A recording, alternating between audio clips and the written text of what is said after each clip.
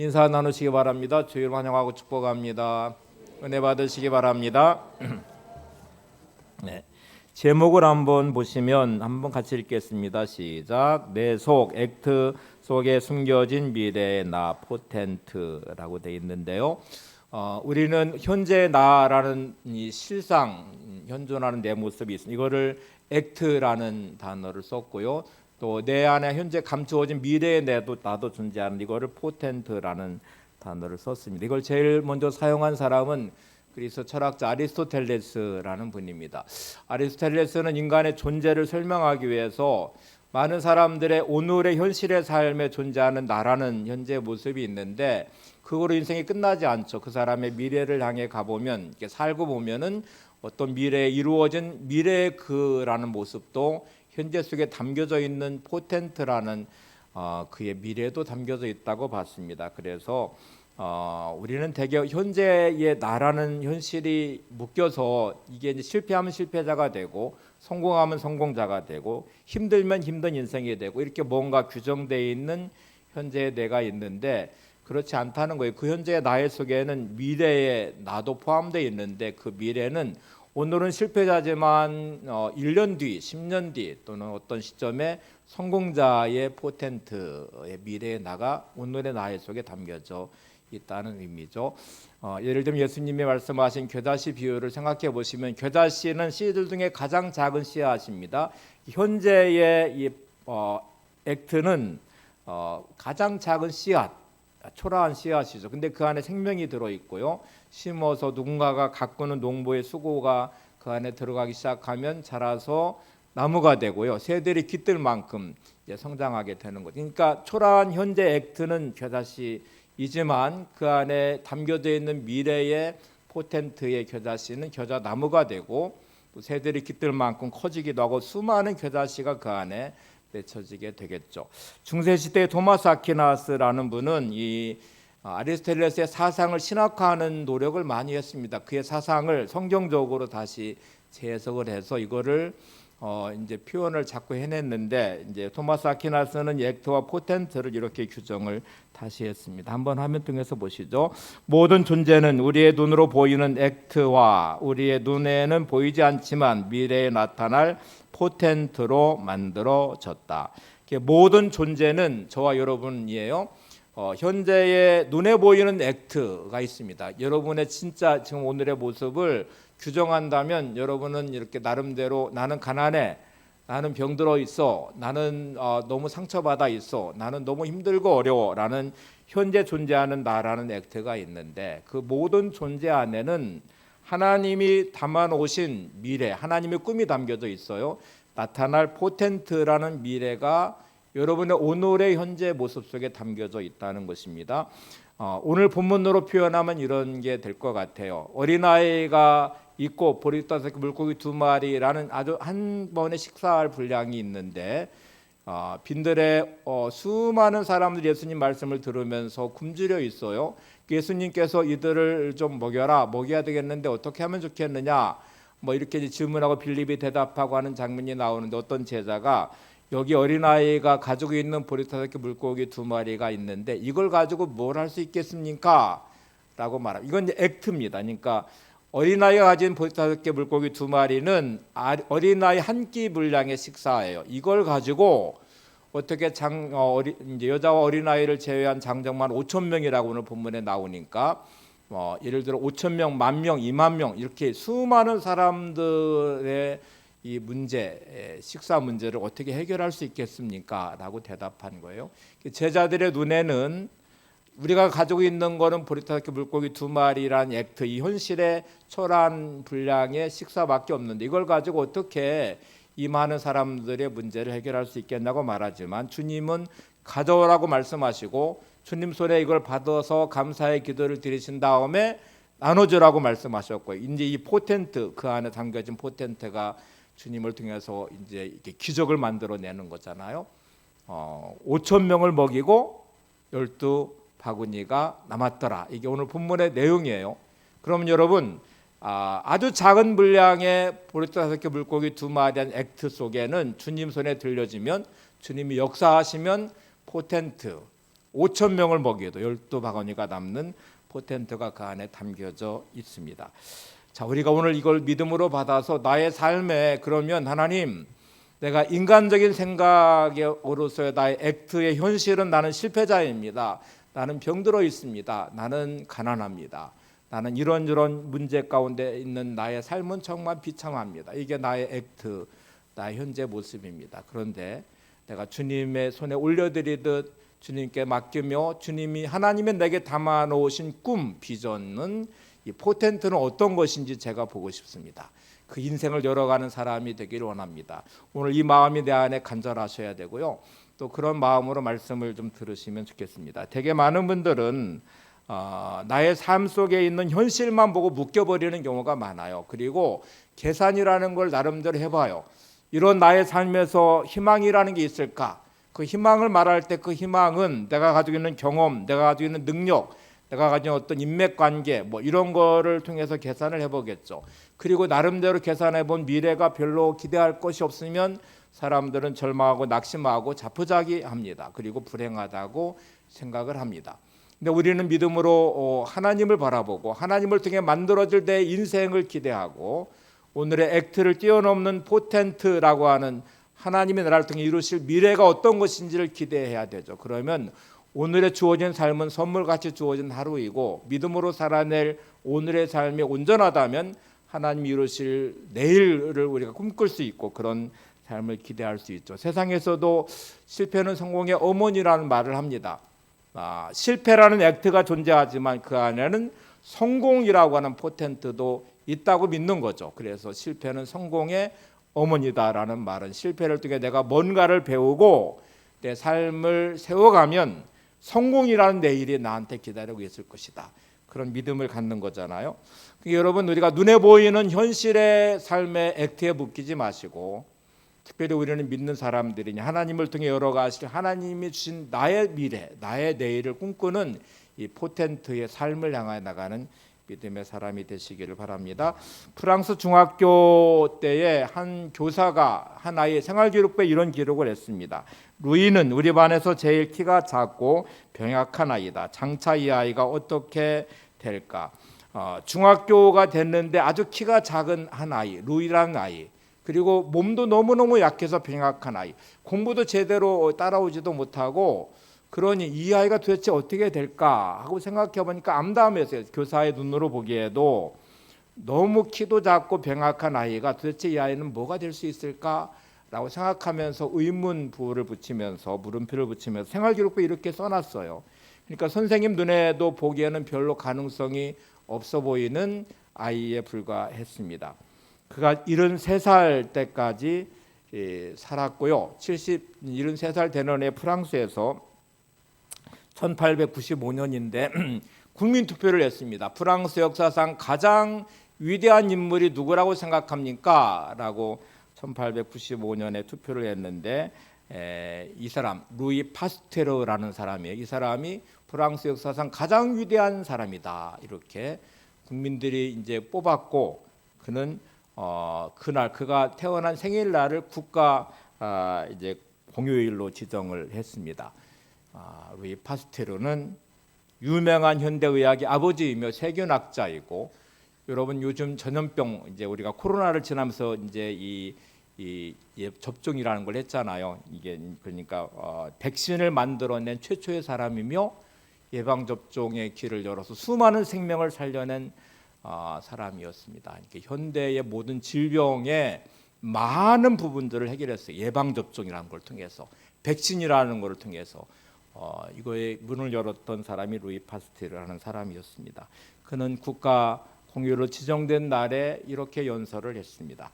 미래의 세계는 힘을 가진 자들이 지배해서는 안 됩니다. 하나님의 사랑으로 인류를 구원하려고 노력하는 사람들에 의하여 움직여야 합니다. 하나님의 사랑이 없이는 행복한 세계는 기대할 수 없습니다. 가장 연약한 인간으로 태어난 루이 파스테르. 중학생이 될 때까지 선생님의 눈에 보기에도 병약한 아이, 키가 너무너무 작은 아이. 이 아이가 도대체 뭐가 될까라고 말하지만 하나님을 의지하고 믿음으로 살아내며 하나님 주신 꿈을 붙잡고 살았던 그의 인생은 이렇게 인류의 역사 가운데 수많은 질병을 퇴치하고 특별히 예방접종, 백신을 만들어서 이 세균의 감염으로부터 전염병이라는 게 얼마나 무서워요. 중세시대에 흑사병은 유럽 전체 인구의 3분의 1을 초토화시킬 만큼 무서운 질병이었잖아요. 이제 코로나를 우리가 지나와서 경험했잖아요. 만약에 이런 예방접종, 백신이 만약 없었더라면 이 피해는 어마어마했을 것입니다. 그런데 이 길을 열었던 루이 파스테르, 그는 믿음 안에서 자신의 인생에 하나님의 꿈을 담아내고 그 꿈을 이루어갔던 위대한 인생으로 살았습니다. 성경에 보시면 우리가 보는 많은 믿음의 사람들의 인생을 우리는 처음부터 끝까지 다 알고 있습니다. 우리의 인생은 어떻게 결론이 날지, 어떤 인생이 앞으로 펼쳐질지를 우리는 모르잖아요. 근데 하나님이 함께 하시는 인생은 도대체 어떤 인생이 될까 하는 것은 수많은 역사 가운데 특별히 성경 속에 있는 인물들을 보시면 우리는 대충 알 수 있어요. 특별히 요셉에 대한 말씀을 많이 드리고 있는데, 요셉이 채색 옷을 입고 아버지 야곱의 사랑을 독차지했던 그 순간에도 형들의 미움이 있었고, 그는 요셉의 미래는 이제 노예로 팔려갈 애굽의 노예가 될 미래의 포텐트가 그 안에 담겨져 있다는 걸 우리는 알아요. 아무리 사랑받고 있는 요셉의 채색 옷을 입었던 그 시간의 10대 시절에도 그의 미래의 어느 시점에는 그는 형들의 미움을 받아 노예로 팔려갈 거라는 이 포텐트가 숨어 있어요. 노예가 됐던 그 시간 안에도 보디발의 아내의 유혹을 물리치며 또 감옥에 들어가는 포텐트도 숨어 있어요. 또 감옥에 들어간 요셉은 이제 술 맡은 관원의 꿈을 해석해내기도 하고 나중에 바로의 꿈과 연결해서 애굽의 총리가 되는 포텐트도 숨어 있다는 것도 우리는 알아요. 자, 여러분, 이 모든 과정에 요셉은 자기의 오늘을 살지만 하나님의 꿈은 계속 요셉에게 담겨져 있었고 하나님의 꿈의 포텐트는 계속 요셉을 통해서 이루었습니다. 마지막에 우리가 알듯이 야곱의 70명의 가족을 구원했고 애굽의 모든 사람들을 구원하고 근방에 있는 인류 역사 가운데 수많은 생명을 구원하는 구원자의 역할도 감당하게 됩니다. 그렇다면 오늘 나의 삶 속에도 하나님의 포텐트가 담겨져 있죠. 이걸 보고 싶어야 되잖아요. 하나님, 내게 주어진 오늘의 이 액트는 참 불행합니다. 오늘의 액트는 실패자이고 가난하고 병들어 있고 나는 너무 많은 상처로 얼룩져 있는 나의 오늘 현실의 액트가 존재하지만 내가 하나님을 믿는 이 믿음으로 하나님의 꿈이 담겨져 있는 이 포텐트의 미래를 열어가기 원합니다.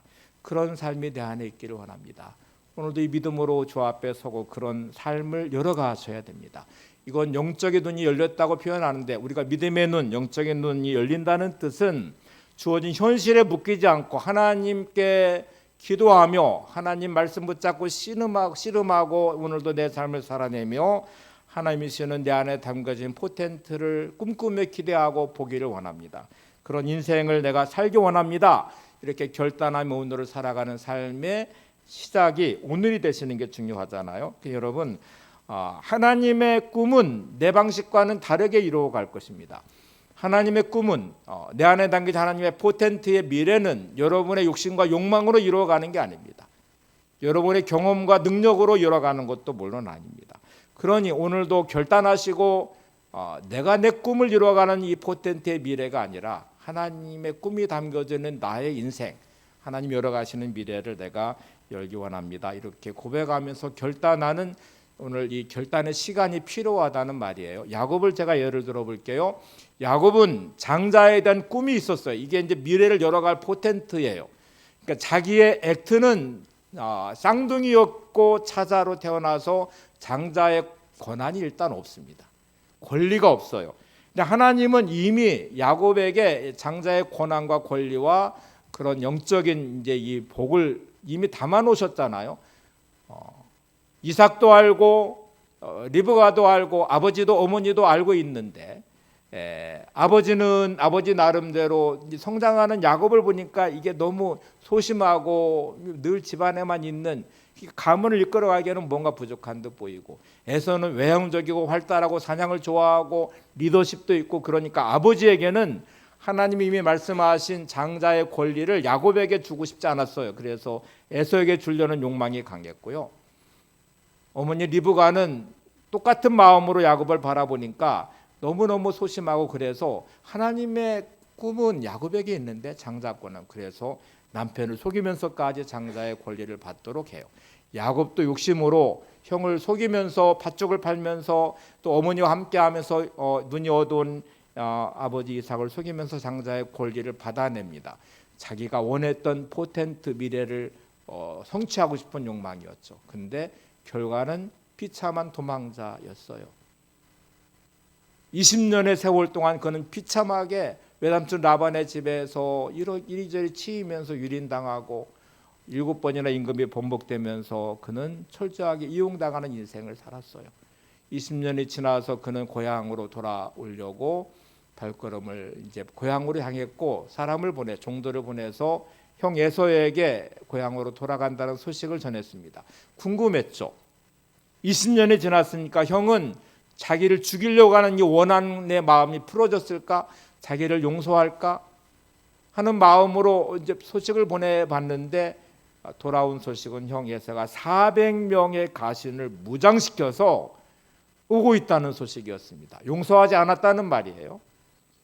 그리고 무장시켰다는 말은 야곱을 죽이겠다는 말이에요. 여전히 20년이 지났지만 그 상황은 풀리지 않았습니다. 야곱은 정말 절대절명의 밤을 보내야 되는데 여기가 중요합니다. 오늘 본문 하나를 보려고 하는데 이때 야곱의 이 태도를 잘 보셔야 됩니다. 창세기 32장 24절 25절을 보세요. 야곱은 홀로 남았더니 어떤 사람이 날이 새도록 야곱과 씨름하다가 자기가 야곱을 이기지 못함을 보고 그가 야곱의 허벅지 관절을 치매 야곱의 허벅지 관절이 그 사람과 씨름할 때에 어긋났더라. 여기 야곱이 씨름한다는 단어가 2번 등장합니다. 누구와 씨름하냐면 어떤 사람과 날이 새도록 씨름했는데 나중에 그것이 하나님이라는 것을 깨닫고 분이엘이라고 고백하잖아요. 하나님의 얼굴을 배웠다라고 말하는데 여러분 우리는 야곱의 인생을 펼쳐놓고 보면서 나의 인생은 여전히 내 생각과 내 방식으로 장자의 권리를 얻어내고 또 내가 뭔가 성공하기 위해서 씨름하고 있는 세상의 방식으로 씨름하고 있는 나의 모습에 20년의 야곱의 생활이 오늘 내 안에 있지 않나? 나는 정말 하나님과 씨름하면서 하나님이 열어줄 이 포텐트의 미래를 기대하고 소망하며 오늘도 나는 영적 씨름을 하고 있는 사람인가 하는 것을 점검해 보셔야 돼요.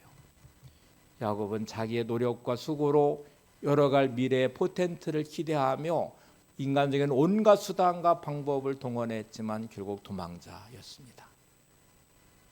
그렇게 외삼촌 라반의 집에 갔지만 그렇게 유린당한 또 20년의 시간들을 그렇게 보내야만 됐던 야곱이었어요. 약복강에서 보낸 마지막 밤, 이 밤이 지나면 이 참담한 결과는 형을 대면해야 되고 형은 400명을 무장시켰고 자기를 마주할 때 가차없이 죽일 것 같은 이 두려움의 밤을 보내면서 야곱은 드디어 씨름하기 시작합니다. 하나님과. 하나님이 열어갈 포텐트를 보여주십시오. 내 인생을 살아왔던 나의 수고와 노력이 이렇게 물건처럼 무너지는 참담한 현실 앞에 저는 하나님을 도울 수 없습니다. 이제 하나님이 열어갈 나의 포텐트를 제가 보고 싶습니다. 그렇게 씨름하면서 허벅지 관절을 치면서 포기를 요구하지만 포기할 수 없는 야곱은 끝까지 씨름하면서 마침내 하나님의 답을 얻어내고 야곱이 이스라엘이 됐고요. 분이엘의 아침을 맞이하면서 극적으로 형 에서와 화해하면서 끌어안고 보응하고 눈물을 흘리면서 야곱은 새로운 이스라엘의 인생이 펼쳐지게 됐어요. 여러분은 이 영적 씨름을 하고 계십니까? 내 수고와 노력으로 펼쳐가려고 했던 야곱의 지나온 시간들의 씨름을 지금도 여전히 하면서 내 인생의 포텐트의 미래를 열어가려고 여전히 그 길을 가고 계십니까? 아니면 실패한 나의 오늘 인생, 문제 많은 나의 인생, 병들어버린 나의 인생, 고통당하고 있는 나의 인생의 이 문제 앞에 하나님 내가 모든 것 내려놓습니다. 이제는 하나님이 열어갈 나의 포텐트의 미래를 보고 싶습니다. 하나님이 인도하실 내일을 보고 싶습니다. 하나님 함께 하실 인생의 길을 열어가고 싶습니다. 그래서 포기할 수 없는, 놓을 수 없는 영적 씨름을 하면서 이 고통과 고난과 이 실패의 밤을 보내며 놓지 않고 마침내 야곱이 이스라엘로 바뀌듯 그렇게 바뀌는 시간까지 신음하는 오늘 나의 영적 씨름이 내게 있는지 한번 좀 생각해 보시고 오늘도 이 자리에 서셔야 돼요. 그래야 오늘 나의 속에 담아놓은 하나님의 꿈, 하나님의 포텐트를 열어갈 수 있을 것입니다. 보리 5개 물고기 2마리로 5,000명을 먹이는 기적을 사람들은 봤어요. 그는 예수님을 통해 열어갈 이 포텐트의 미래를 꿈꾸기 시작했어요. 사람들은 열광하기 시작했고요. 예수님을 붙잡아서 억지로 왕으로 세우려고 했습니다. 예수님을 왕으로 세워놓으면 우리의 포텐트, 우리의 미래는 얼마나 행복할까? 로마로부터 압제로부터 벗어나서 독립국가가 될 것이고 이런 예수님이 왕이 되면 우리는 이제 먹고 사는 문제는 해결할 수 있다고 생각을 하면서 그들은 열광했고 예수님을 억지로 잡아서 왕으로 삼으려고 했습니다. 그들의 욕망이 작용한 자기의 현실의 비참한 액트를 넘어서 굶주림을 해결할 수 있는 분, 또 이스라엘을 독립시켜서 로마로부터 자유를 얻어 다윗과 같은 왕이 될 만한 충분한 능력이 있는 예수님을 붙잡아서 왕으로 삼으려고 했습니다. 예수님이 그들을 떠났어요. 우리는 포기하지 않고 주님을 쫓아가기 시작합니다. 요한복음 6장 24절 26절을 보세요. 무리가 거기서 예수도 안 계시고 제자들도 없음을 보고 곧 배들을 타고 예수를 찾으러 가버나움으로 가서 바다 건너편에서 만나 랍비여 언제 여기 오시나이까 하니 예수께 대답하여 이르시되 내가 진실로 진실로 너희에게 이르노니 너희가 나를 찾는 것은 표적을 본 까닭이요 떡을 먹고 배부른 까닭이라. 그들은 예수님을 통해서 이 포텐트의 미래를 열어가는 이유는 표적을 보았기 때문에, 기적을 보았기 때문에, 또 그들이 떡을 먹고 배불렀기 때문에, 이것 때문에 주님을 지금 찾고 있다는 말이거든요. 내가 언제 주님을 향하여 그렇게 열심히 기도하고 주님의 은혜를 구하고 내가 정말 영적 씨름을 했나를 생각해 보시면 이 무리들과 별반 다르지 않는 우리들의 모습이 보이지 않나요? 내게 어떤 문제가 있을 때, 내가 어떤 필요가 있을 때 주님을 찾았다가 금방 조금 괜찮아지면 언제 그랬냐는 식으로 일상으로 돌아가서 주님 없이 그냥 나 홀로의 인생을 열심히 삽니다. 주님을 열심히 찾는 그 순간에 우리는 주님이 하나님의 꿈이 담겨진 나의 인생의 미래에 관심이 있는 게 아니고요. 내 꿈이 담겨져 있는 인생의 미래에 관심이 있는 거예요. 내가 원하는 소원대로 이루어질 미래를 꿈꾸지 하나님이 나를 통해 담아놓으신 하나님의 꿈, 나를 통해 인도하실 하나님의 계획이 뭔지는 궁금하지가 않아요. 이게 진짜 우리의 문제예요. 그렇게 살아서 여러분 부자가 되고 재벌이 되고 권력을 얻고 명예를 얻었다고 해도 하나님 앞에 가면 헛살은 인생이 될 수밖에. 하나님의 꿈이 아니었으니까, 하나님의 계획이 아니었으니까, 하나님의 뜻과 상관없는 인생을 살았으니까. 오늘 우리가 정말 씨름해야 될 영적 씨름은 하나님의 꿈을 찾으셔야 돼요. 하나님의 나를 통해 이루고자 하는 하나님의 미래를 꿈꾸셔야 돼요. 내가 실패했다면 그 실패에 담아놓은 하나님의 뜻이 뭔지, 하나님의 계획이 뭔지, 요셉처럼 노예로 팔려갔다면 왜 하나님이 꿈꾸게 하시고 노예가 되게 하셨는지, 내가 하나님을 의식하고 보디발 안에 유혹을 물리쳤는데 그 대가가 감옥이라면 왜 거기에 보내셨는지, 도대체 하나님의 꿈이 뭔지를 찾아서 하나님의 꿈을 이루어야 되잖아요. 근데 우리는 노예로 팔려갔다고 감옥에 갇혔다고 내 인생이 이렇다고 현실의 액트에만 묶여서 불평하고 원망하고 푸념하고 저주하고 인생을 자포자기하고 신세한탄하고 이렇게 갈 때가 얼마나 많아요. 근데 여러분 하나님이 그렇게 하셨다면 그럴 이유가 있으신 거잖아요. 나의 꿈을 내려놓고 하나님의 꿈을 붙잡으셔야 되죠. 하나님의 꿈이 뭔지를 알으셔야 되죠. 예수님의 관심은 오병이의 기적을 행하신 다음에 주님의 관심은요 놀랍게도 제자들에게 이렇게 말씀하죠. 남은 조각을 거두어 버리는 것이 없게 하라. 주님은 열광하는 사람들에게 시선을 두지 않으시고요. 그들이 먹고 버린 부스러기에 주님의 시선이 가 있어요. 그리고 제자들에게 그 부스러기를 거두어 버린 것이 없게 하라고 말씀하십니다. 그렇게 거둔 부스러기가 12바구니에 가득 찼다고 말씀해요. 여러분 주님의 관심은 오늘 부스러기 같이 실패한 나, 연약한 나, 죄 지은 나, 병들어 버린 나, 정말 내 인생은 부스러기 같아요, 버려진 것 같아요 라고 말하지만 주님은 그런 여러분을 주목하십니다.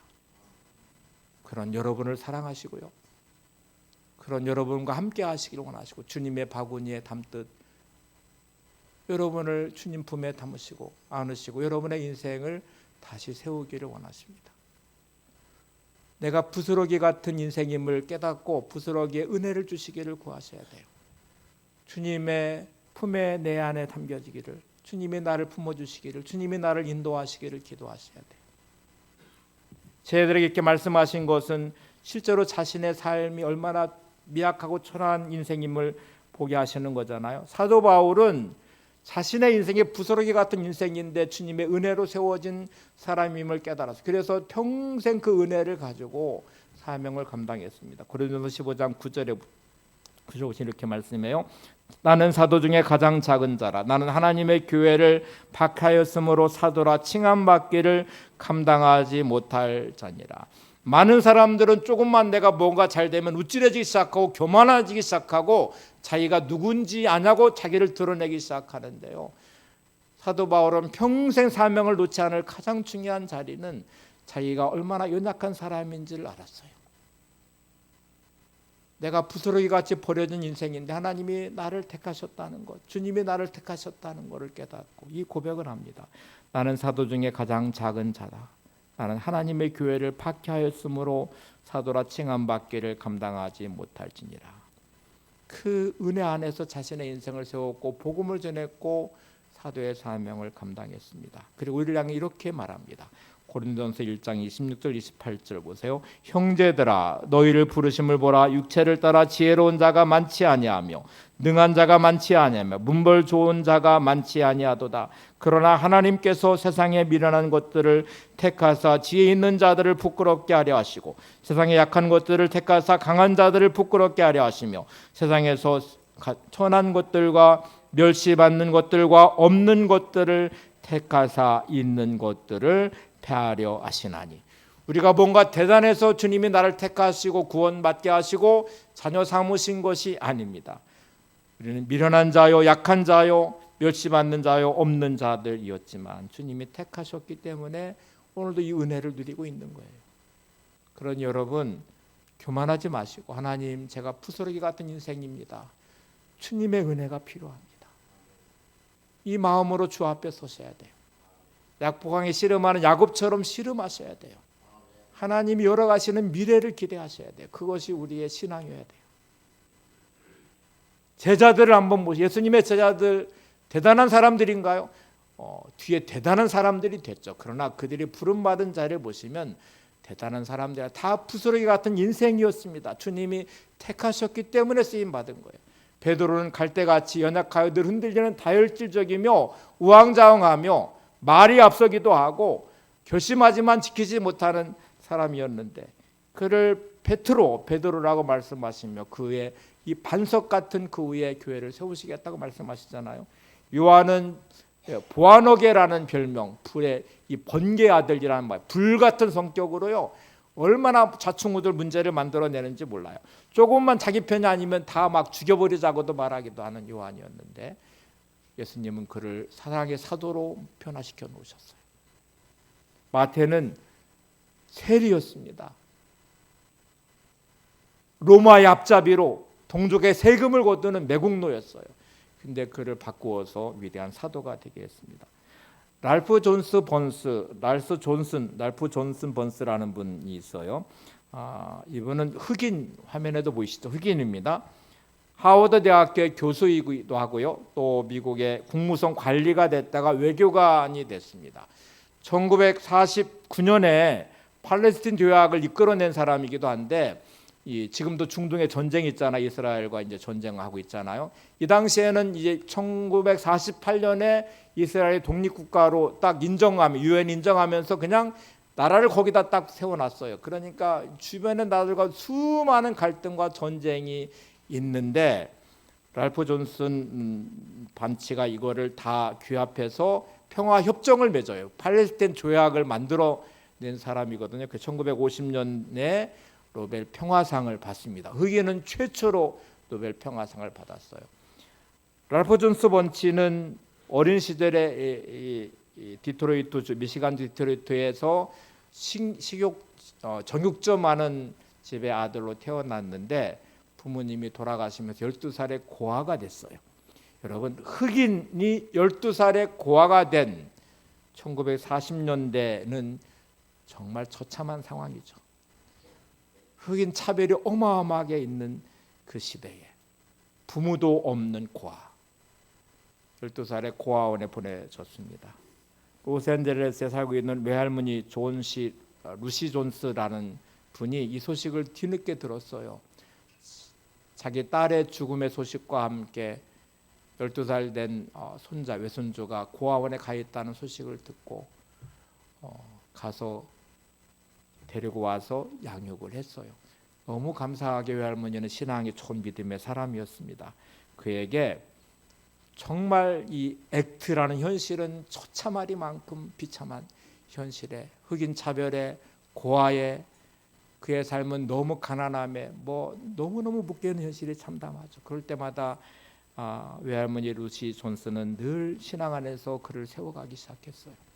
그를 내 손을 잡고 기도하고 하나님이 너와 함께 하신다, 하나님이 너를 사랑하신다, 하나님의 꿈이 내 안에 있다 하고 말하면서 중요한 말 하나를 강조했습니다. 한번 화면을 통해서 보세요. 하나님은 너를 사랑하고 신뢰하고 있다. 하나님께서 너를 신뢰하도 너 자신을 신뢰하라. 그리고 하나님께서는 너만 아니라 이웃 사람들도 신뢰하고 사랑한단다. 하나님께서 그들을 신뢰하도 너도 그들을 신뢰해라. 자, 여러분, 여기 중요한 이제 단어들, 신뢰한다는 단어가 반복되고 있어요. 첫 번째는 하나님은 너를 신뢰한다 하는 말이었어요. 야, 네가 흑인이고 고아이고 가난하고 흑인 차별을 받는 너무너무 힘든 상황에 네가 살아가지만 하나님은 너를 신뢰하니까 너도 하나님을 신뢰하며 살아라. 사람들이 너를 아무리 차별하고 미워해도 너는 사람들을 신뢰해라. 믿는 도께 수없이 발등지키고 배신감으로 치를 떨고 힘들고 어려운 순간에 우리는 사람을 믿을 수 없어. 이렇게 하면 정말 이기적인 사람으로 들변하거든요. 근데 랄프 존스 번치를 향하여 외할머니 루시 존스는 끝없이 사람들을 신뢰하도록 가르쳤어요. 그게 그로 하여금 이 수많은 인종 갈등에 또 이 중동의 그 많은 분열과 전쟁에 그 안에 팔레스틴 조약을 이끌어내면서 노벨 평화상을 받는 데까지 인도해 가거든요. 여러분, 내 안에 담겨진 액트의 비참함의 현실에 묶이지 마시고 하나님이 여러분을 통해 인도하실 미래를 꿈꾸시기 바랍니다. 그 포텐트는 너무나 놀라운 것입니다. 고르타르키 물고기 2마리 같이 아무것도 아닌 것처럼 보이지만 주님의 손에 들려지면 하나님의 기적을 보게 될 것입니다. 여러분의 인생을 오늘 밤에 씨름하듯 야곱과 같이 하나님 앞에 씨름하셔야 돼요. 하나님, 나의 포텐트를 보고 싶어요. 하나님이 내게 담아놓으신 그거를 보고 싶어요. 이제 여러분, 마지막으로 세상의 꿈과 하나님의 꿈의 차이를 한번 좀 생각해 보려고 그래요. 우리는 자꾸 세상이 말하는 세상의 꿈을 쫓아가면서 그 꿈을 이루려고 무더운 애를 쓰는 삶을 살아왔을 확률이 많아요. 근데 여러분, 정말 내 마음에 진심으로 하나님의 꿈을 보고 싶어 하셨나요? 하나님이 나를 통해서 담아놓으신 하나님의 꿈, 하나님이 내 인생을 인도하실 나의 미래를 꿈꾸며 오늘도 내 삶을 세워가는 믿음의 결단과 순종의 자리가 있으셨나요? 토끼와 거북이의 경주, 거북이와 토끼의 경주 이야기를 너무 잘 아시죠? 교과서에도 읽었던 기억도 나고 그래요. 거북이처럼 느림보라도 열심히 노력하면 게으른 토끼를 이길 수 있다. 노력하면 할 수 있다. 교훈은 이거예요. 그러니까 야, 너의 가족에 있는 약점에 묶이지 말고 너 열심히 성실하게 최선을 다하면 토끼도 이길 수 있어, 이런 말인데 일단 이거는 문제가 많습니다. 전제가 잘못되어 있기도 하고요. 거북이는 절대로 토끼를 이길 수 없습니다. 이 이야기의 내용은 토끼가 경주하다가 중간에 잠을 잤는데 현대 토끼는 절대로 잠자지 않아요. 여러분을 기다리지도 않고 더 열심히 노력해요. 그러니 거북이는 절대로 토끼를 이길 수 없어요. 그러니 이제 방법을 써야 되거든요. 토끼를 이기는 방법, 다리를 분질러 버려. 수면제를 먹여? 요즘 세상은 온통 이 경쟁을 하는 것이거든. 내가 가지고 있는 한계와 나의 약점과 나의 문제 가지고는 절대로 성공할 수 없을 것 같아요. 그러니까 거짓말을 하고 속이고 권무술수가 난무하고 남을 짓밟기도 하고 온갖 모함을 하고 편을 만들어서 세력을 형성하고 세상은 온통 이 전쟁을, 이 경주를 하고 있어요. 이게 얼마나 문제가 많은 경주예요. 여러분, 거북이는 거북이의 꿈을 꿔야 되고 토끼는 토끼의 꿈을 꿔야 돼요. 그게 하나님이 담아놓으신 것이거든요. 거북이는 거북이의 인생을 살고 토끼는 토끼의 인생을 살아야 되거든요. 토끼가 거북이 흉내내도 안 되고 거북이가 토끼 흉내내도 안 돼요. 토끼는 빨리 달리는 다리를 가졌지만 거북이처럼 오래 살지 못합니다. 거북이는 느릿느릿 가는 발걸음이지만 토끼보다 훨씬 오래 살아요. 그러면 거북이는 거북이 인생을 살면 되거든요. 그러면 행복할 수 있거든요. 요즘에 교육의 가장 큰 문제는 같은 교실 안에 공부머리가 없는 아이에게 공부를 시키고 있다는 거예요. 이 아이는 예능적인 달란트가 있어요. 하나님은 이 아이에게 공부머리는 없지만 예능적인 달란트를 주셨어요. 어떤 아이에게는 공부머리는 없지만 육체적인 달란트가 있어서 재능이 있어요. 요즘에는 뭐 야구선수, 축구선수가 훨씬 돈 많이 벌잖아요. 인기도 많잖아요. 또 연예인들 보시면 공부를 못한 연예인들도 뭐 이렇게 거기에 재능이 있으면 유명한 달란트를 가지고 자기의 재능을 쓰고 있잖아요. 그러면 남을 흉내내지 말고 자기 인생을 살면 되잖아요. 여러분, 하나님의 내게 주신 꿈에 관심을 가지셔야 됩니다. 하나님이 나를 통해 이루고자 하는 이 포텐트, 하나님의 꿈이 도대체 뭘까를 관심 갖고 오늘 이 인생의 길을 가는 여러분들이 되시기를 바랍니다. 자꾸 세상 흉내내지 마시고요. 세상과 경쟁하려고도 하지 마시고 그러면 자꾸 부정한 방법을 써야만 돼요. 하나님이 인도하시는 인생의 길이 아니니까 세상과 경쟁하려고 하니 거북이인 내가 토끼와 경쟁해서 이기려고 하니까 이게 그냥 안 되거든요. 여러분, 설령 토끼가 가다가 잠들으면 정당한 경쟁이면 깨워야 되죠. 깨워서 다시 정정당당하게 경주를 해야 되잖아요. 근데 그렇게 가는 것도 문제인데 왜 이게 어린아이들의 동화가 됐는지 정말 저는 모르겠어요. 근데 여러분, 세상에 이런 식을 따라가지 마시고 하나님의 꿈을 쫓아가시기 바랍니다.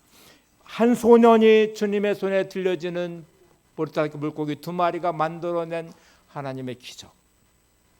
또 야곱이 약복강에서 씨름하듯이 오늘도 나는 씨름하며 하나님의 꿈을 이루어가는 삶이 되기를 소망하며 이제 우리가 부를 찬양 나는 믿네 찬양 가사를 잘 음미해 보시기 바랍니다. 이 가사가 주는 의미가 진정한 믿음의 승리자의 길이 어떤지를 우리한테 가르쳐 주고 있어요. 가사를 한번 보세요. 내게 허락하신 시련을 통해 나의 믿음 더욱 강하게 자라나고 험한 산과 골짜기 지나는 동안 주께 더 가까이 나를 이끄시네. 내가 겪는 시험이 어렵고 힘겨워도 내 주님보다 크지 않네. 내 앞에 바다가 갈라지지 않으면 주가 나로 바다 위 걷게 하리. 나는 믿네.